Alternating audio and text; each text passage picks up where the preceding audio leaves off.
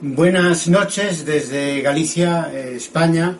Agradecer en primer lugar a Daniel Morán y al grupo Hablemos de Historia de Lima, Perú, la invitación para participar en estas charlas. Desear muy especialmente a Daniel que se mejore completamente de este contagio vírico que nos invade y del que vamos a hablar hoy. Hablaremos justo de esto, de la historia de los historiadores en tiempos de pandemia y por un medio que es esencial, el arma mejor que tenemos los académicos en este momento para combatir el COVID es la videoconferencia, como en este caso colectiva a través de Zoom, que podemos hablar entre nosotros y hablar para mucha gente de cómo y qué y cuándo y de qué manera los historiadores nos sentimos afectados por toda esta catástrofe que está viviendo el mundo y qué podemos hacer desde el campo de la historia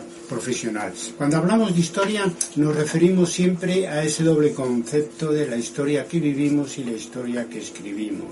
La historia que escribimos viene a referirse pues al oficio del historiador y también a su papel como ciudadanos. Si queremos saber cómo afecta a nuestro oficio la pandemia, es inseparable de nuestra función, no solamente académica, sino también ciudadana, al menos para todos los que desde Historia Debate practicamos una historiografía de valores como muchos conocéis.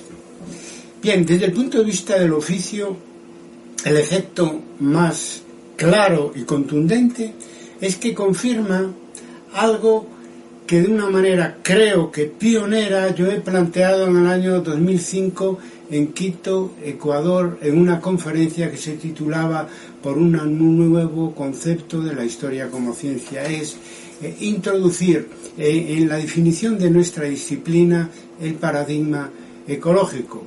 Han pasado años, eso podía parecer a algunos raro en este momento, pero hoy en día nada de eso, cuando estamos viviendo una rebelión de la naturaleza contra la acción humana, se siente la naturaleza agredida por la acción humana, cosa que ha pasado a lo largo de la historia, pero que ahora se ha exacerbado. Y tenemos que cambiar la definición de nuestra disciplina porque nuestro querido Marc Bloch, por ejemplo, en Introducción a la Historia, decía que el objeto de los historiadores no es el pasado en su conjunto, sino solamente el pasado humano. Y de una manera explícita dejaba fuera, digamos, del objeto de nuestras investigaciones el factor natural. Hoy ya eso no se puede afirmar. Nosotros tenemos que hacer una historia considerando continuamente la interacción entre la sociedad humana y el medio natural, como es sabido por muchos, pero algo que hay que recordar ahora, en este momento que estamos sufriendo esa agresión tan virulenta, valga la redundancia, del virus COVID-19.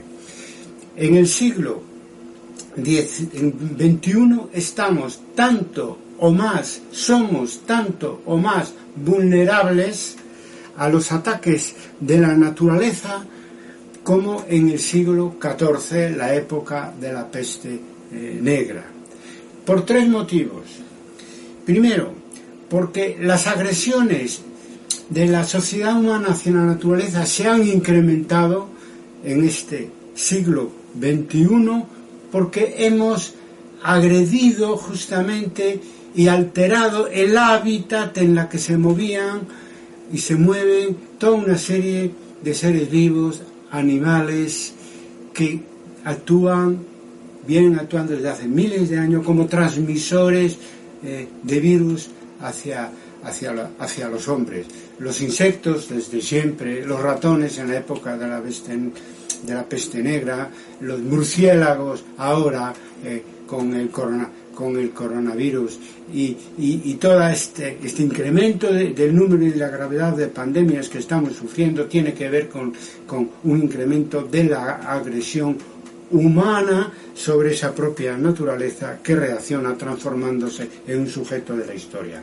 El segundo motivo, porque en el siglo XXI somos tanto o más vulnerables que en el siglo XIV a los virus, es que hoy cualquier enfermedad contagiosa se transmite de manera instantánea a todo el mundo. Es una de las consecuencias de la globalización, de los aspectos nocivos e inquietantes de la globalización, que al globalizarse la movilidad se globaliza también el contagio vírico. Y en tercer lugar, algo que suele pasar desapercibido, y es que tanto en la Edad Media como hoy en día el mundo está fragmentado políticamente. En el caso medieval, porque el feudalismo es, por definición, la fragmentación del poder político, pero hoy en día, si queréis, en ámbitos mayores, como son los estados nacionales,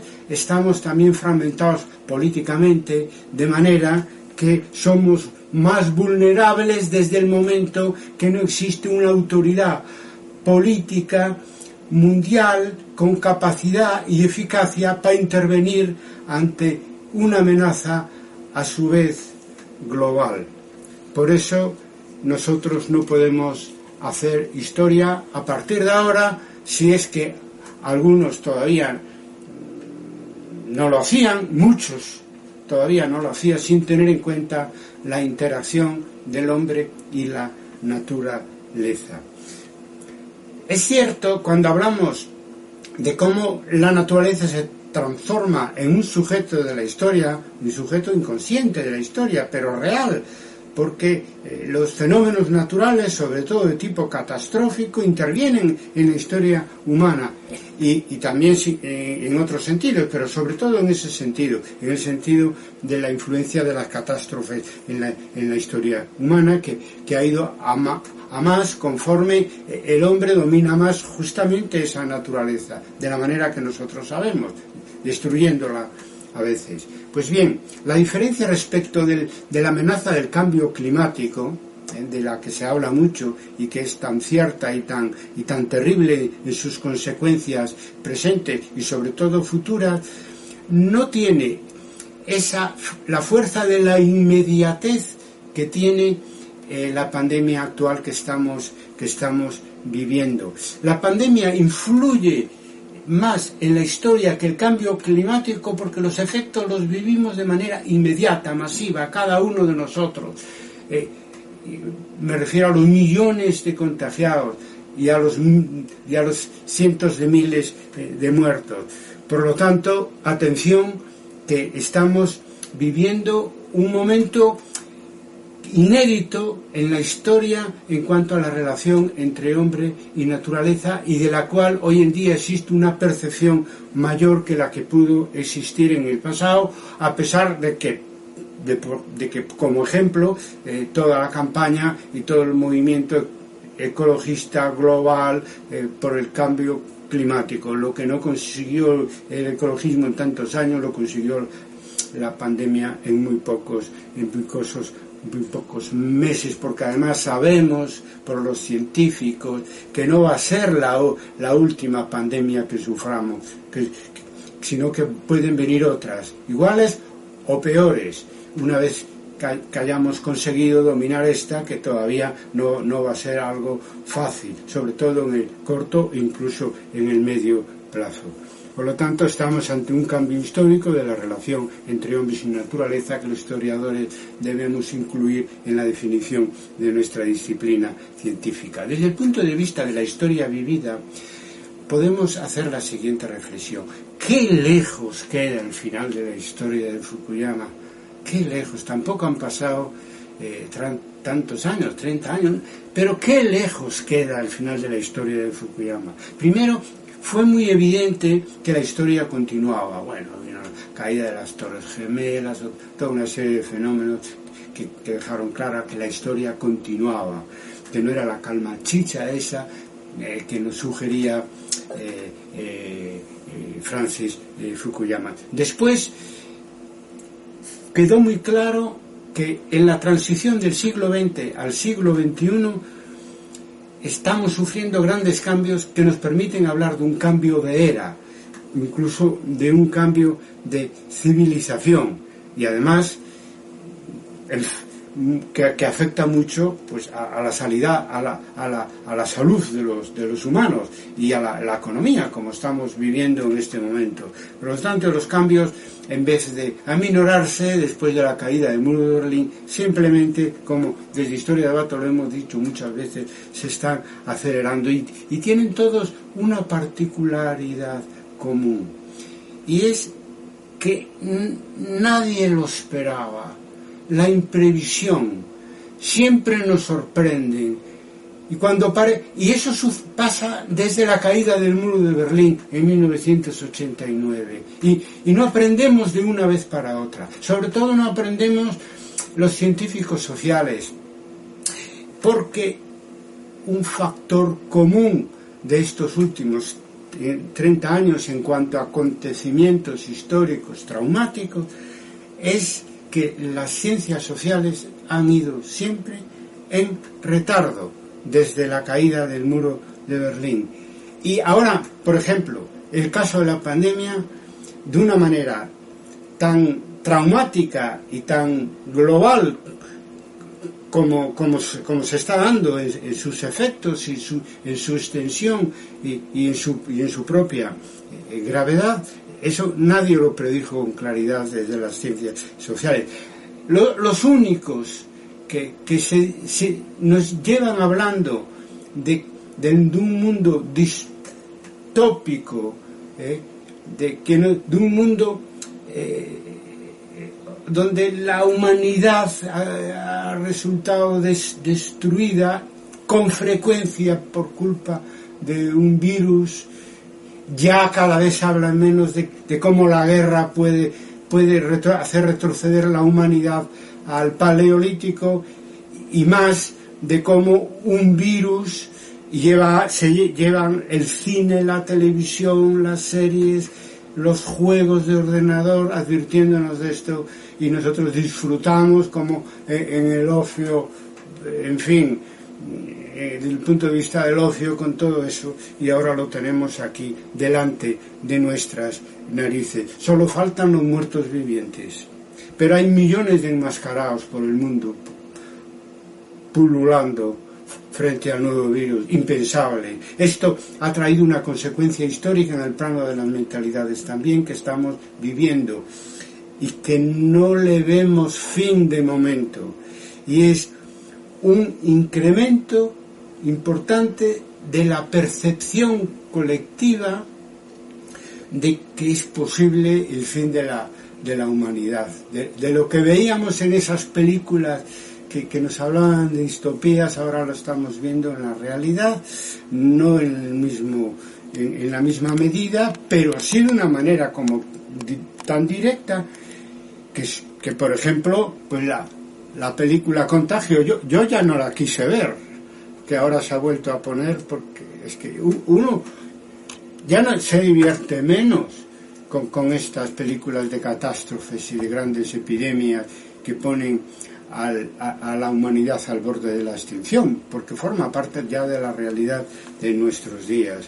Hay un grado de conciencia mayor de que la humanidad puede llegar a su fin, ¿no?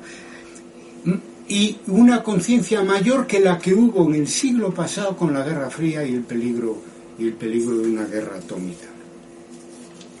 En esta última década hay que decir también que la globalización neoliberal, que tiene que ver con esto que estamos hablando hoy, de la pandemia que nos amenaza en todo el mundo, la globalización neoliberal sufrió dos sonoros y rotundos fracasos. La crisis del 2008, que dio lugar a una gran depresión, y en segundo lugar, ahora, la pandemia del año 2020. Y eso qué relación guarda con la globalización económica. Bueno, con la globalización en general de las comunicaciones, sí, ya lo dijimos, ¿no?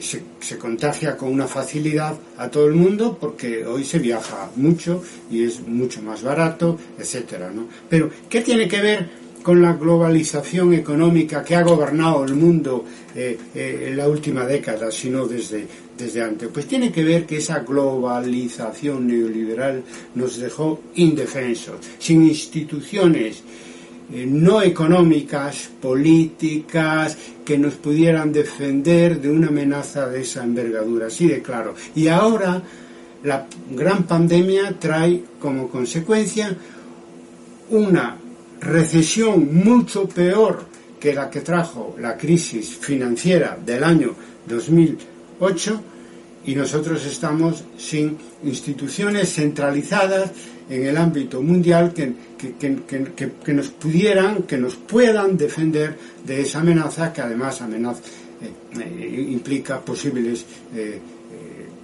repeticiones en el futuro. En fin, otro efecto inesperado de la globalización, que tiene muchas dimensiones, que la globalización económica como paradigma para gobernar el mundo nos ha traído o ha favorecido esta pandemia que nos está destruyendo.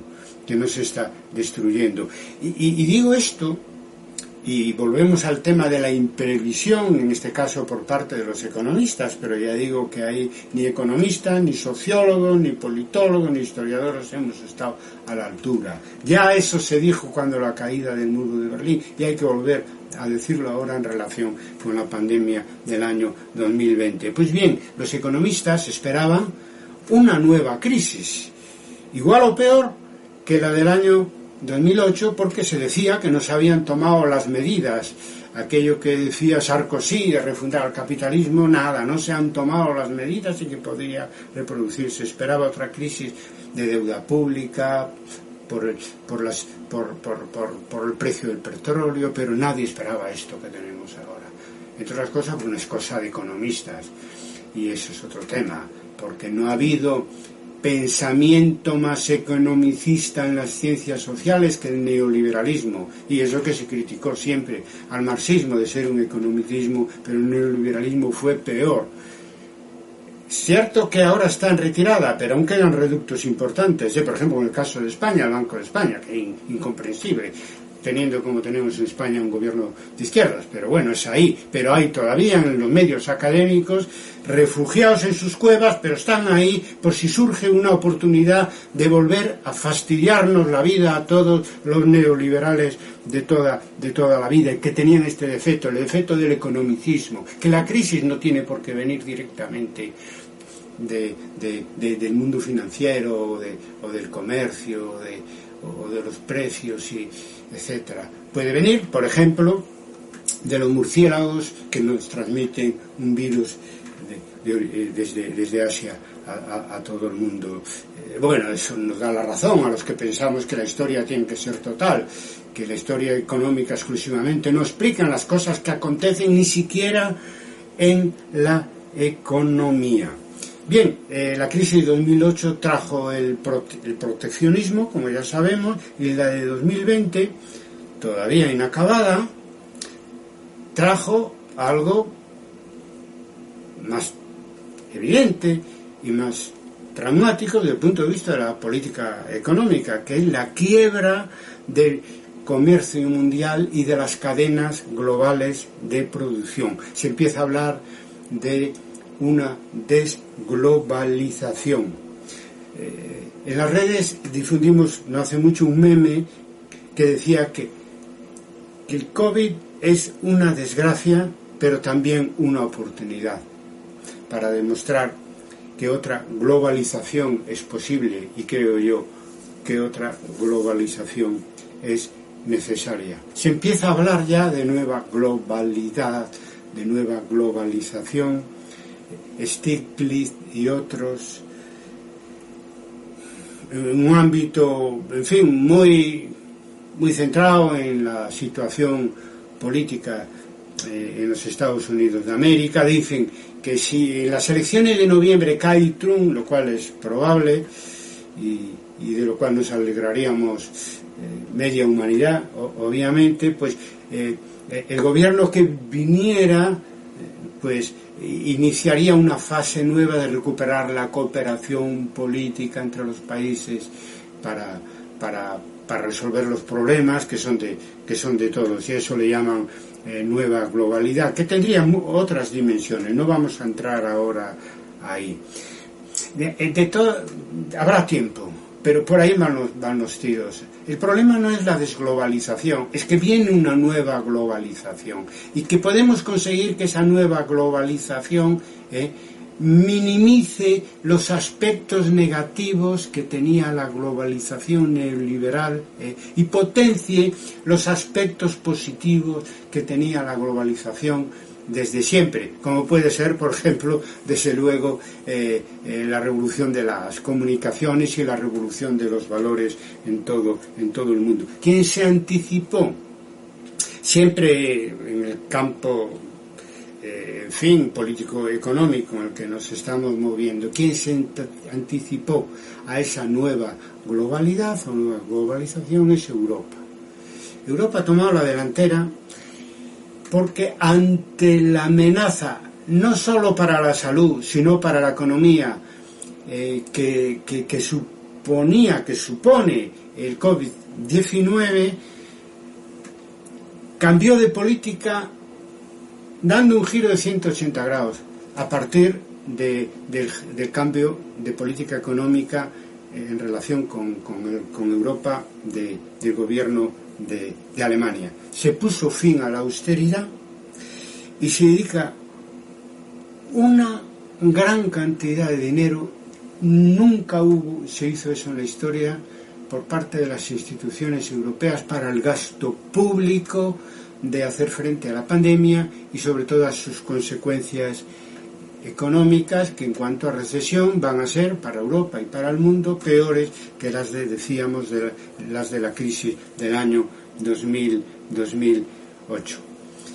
Y no solo eso, no solo se cambia la política de austeridad por una política keynesiana en Europa, sino que además los países más potentes económicamente se están planteando ayudar a los países, en este caso del sur de Europa, que hemos sufrido más la pandemia, como es el caso de Italia, como es el caso de Francia, los países mediterráneos. Como sabéis, eso hay un antes y un después. Nunca se ha hecho en Europa, a pesar de los años que llevamos de Unión Europea. Los países con más PIB y más ricos siempre han sido muy egoístas, y ahora se está planteando en serio un presupuesto y unas medidas en relación con la pandemia que priorizan la ayuda a los países que más estamos sufriendo la pandemia y sus efectos económicos. No solo hay solidaridad, es que no solo hay ayuda en créditos, no, es que hay además bonificaciones, es decir, subvenciones, dinero a fondo perdido que la Unión Europea va a pasar a los países que hemos sufrido más la pandemia. Y además hay, todavía no como se demandaba, pero en alguna medida también, una mutualización de la deuda, es decir, la deuda de unos de alguna manera va a recibir la ayuda de otros países europeos, la ayuda de la Unión Europea para hacer frente. Por lo tanto, cuando en el año 2011 los indignados en España decía que queremos una Europa de los ciudadanos, no una Europa de los mercaderes, pues bueno, ahora ya estamos teniendo ya una Europa más de los ciudadanos y menos de los mercaderes. Ahora estamos volviendo al proyecto inicial europeo, que era de unidad no solo económica, sino también política y social. Veremos eso, como todos los cambios históricos, puede consolidarse, puede retroceder a las posiciones anteriores, pero yo en eso soy optimista, como decía Gramsci, optimista de la voluntad y optimista de la inteligencia, las dos cosas. Ahí rectifico la conocida frase de Gramsci. ¿Qué nos enseña la historia en relación con los efectos de la pandemia? de relevancia para lo que estamos viviendo en el mundo en este año 2020. La peste negra en 1348 aceleró la crisis del feudalismo que dio lugar al Estado moderno. Por lo tanto, hay una relación entre peste negra y el origen del Estado moderno. La gripe llamada española en 1918, combinada con la crisis económica de 1929, cambió el paradigma de la política económica, adoptando la propuesta de Keynes, y se inicia el Estado social, el Estado de bienestar, aunque más bien su puesta en práctica fue posterior, como sabemos, a la Segunda Guerra Mundial. Pues bien, en 2020 la epidemia monumental, pavorosa del coronavirus tendría que llevarnos a la construcción, si no en el plazo corto, en el plazo medio y largo, de un Estado global con atribuciones no solo para gobernar la economía, sino también la sociedad y la política del mundo, o de una gran parte del mundo. Los problemas globales necesitan soluciones globales. Con la economía no se resuelven ni siquiera los problemas específicos de la economía. Se necesita abordar las políticas desde el punto de vista global, no solo en el ámbito espacial, sino también en el ámbito que las políticas tienen que ser económicas, políticas sociales, etcétera, asistenciales, etcétera. Algo de las muchas cosas que está dejando claro esta crisis del año 2020, estamos en agosto, todavía queda la mitad del año y lo que venga después, es la inutilidad total de las instituciones, de la débil gobernanza al servicio de los grandes poderes que hemos sufrido estos años anteriores, estas décadas anteriores, desde los años 90 del siglo pasado. La ONU no ha dicho ni mu en esta crisis. Es verdad que no tiene medio ni atribuciones. La Organización Mundial de la Salud ha hecho lo que ha podido, creo, en mi opinión, sin medios y sin autoridad, sin capacidad ejecutiva. Tiene menos capacidad ejecutiva muchas de estas instituciones internacionales, y concretamente la OMS, que el gobierno de la Ciudad de México o que cualquier gobierno de un Estado nacional. Así no podemos enfrentarnos a una amenaza global. Por no hablar de los desaparecidos G7, G8, G20, Fondo Monetario Internacional, Organización Mundial del Comercio, OCDE. ¿Dónde están todos esos? ¿Dónde está el gobierno económico del mundo? Desaparecido sobre las cenizas de las instituciones de esta débil gobernanza al servicio de las grandes multinacionales y del poder financiero. Tenemos que empezar a construir una serie de instituciones más firmes, más duraderas, con más atribuciones en el camino de ir hacia un gobierno mundial democrático, que acabe con esa paradoja de que aquí podamos elegir nuestros representantes en el ámbito local, en el ámbito regional, en el ámbito nacional, en el ámbito, digamos, macronacional, como en el caso de la Unión Europea, pero no a nivel mundial, donde nos gobiernan una serie de poderes ocultos, como todos sabemos.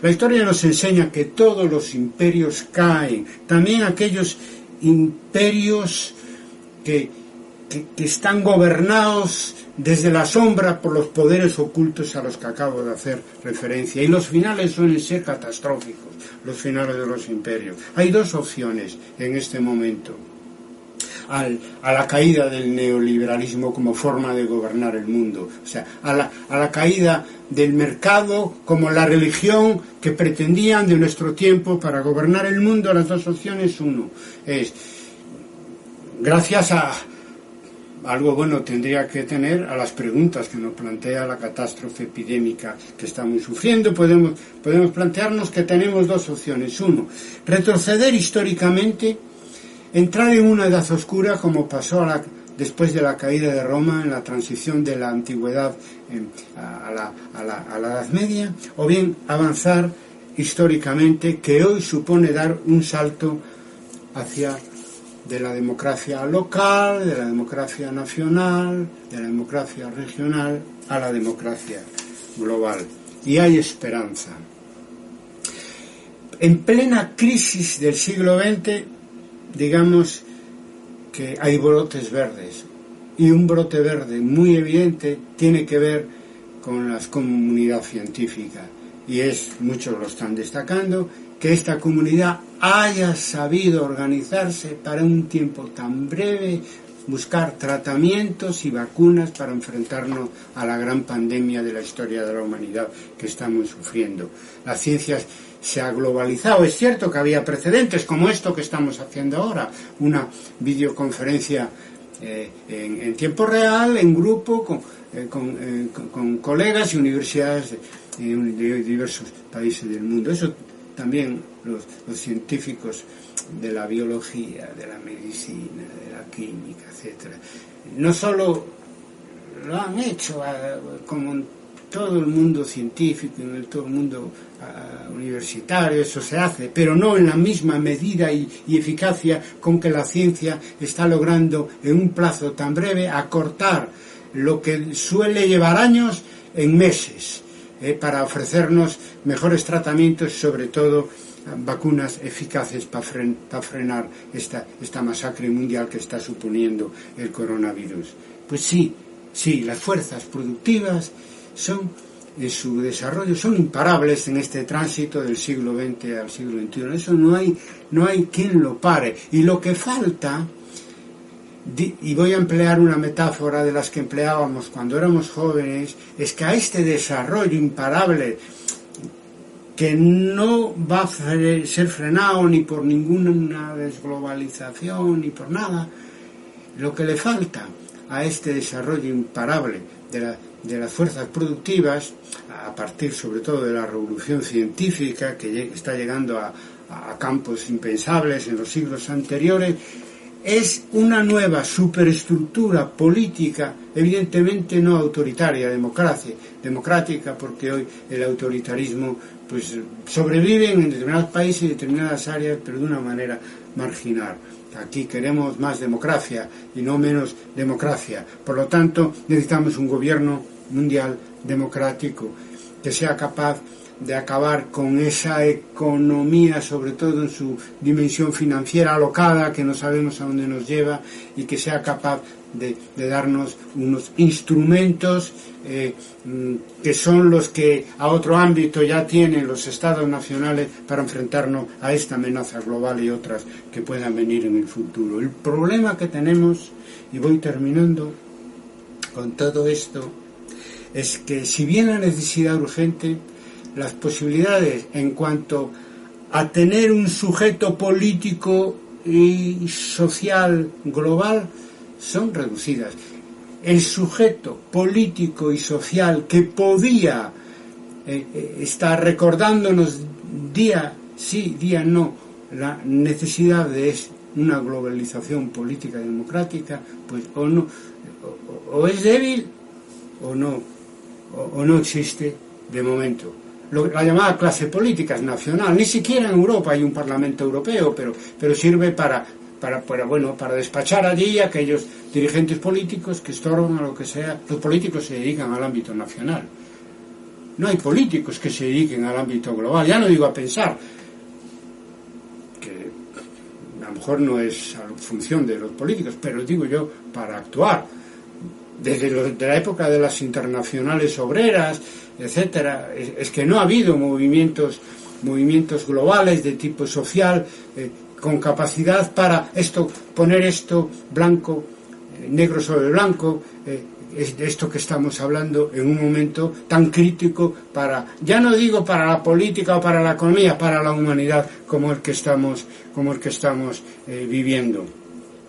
Y la consecuencia de tener un sujeto político y social global débil, incluso el movimiento de los indignados del año 11 fue muy importante, pero fragmentado. Es decir, ni siquiera como en la época del movimiento antiglobalización hubo manifestaciones comunes, hubo algunas jornadas, etcétera, pero no, al final todos los movimientos indignados se refugió en algunos casos con mucha eficacia, como en el caso español, en el ámbito nacional. Nos falta un sujeto político social global, una nueva forma de internacional que plantee estos problemas que atenazan a la humanidad y que dé soluciones políticas globales. Si eso no cambia, ¿qué pasará? Lo que está pasando, que el tránsito de los estados nacionales a un estado global va a ser largo y doloroso. ¿Por qué digo yo largo y doloroso?